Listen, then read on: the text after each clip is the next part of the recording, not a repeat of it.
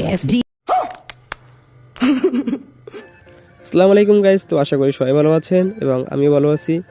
তো আজকের বিষয়টা হচ্ছে ফটো স্পটিং বিষয়টা হচ্ছে যে আমরা ন্যাচারাল যে ছবিগুলো তুলি তার ব্যাকগ্রাউন্ড অনেক সময় কম থাকে বা খারাপ থাকে, তো এটা এআইয়ের মাধ্যমে জেনারেট করে আরও বড় এবং সুন্দর করে তোলাকেই এই ফটো এক্সপোর্টিং বলে। তো ম্যাজিক রেজার অ্যাপটা সম্পর্কে সবাই ধারণা আছে, কারণ টিকটক, ফেসবুক সবাই ইউজ করে, তো এখানে খুবই ভাইরাল অ্যাপটি। তো কথা না বাড়িয়ে ভিডিওতে চলে যায় এবং আমার চ্যানেলটি সাবস্ক্রাইব করে রাখুন, পাশে থাকা বেল আইকনটি ক্লিক করে দিন। তো প্রথমত আমরা ম্যাজিক রেজার অ্যাপটাকে ওপেন করব।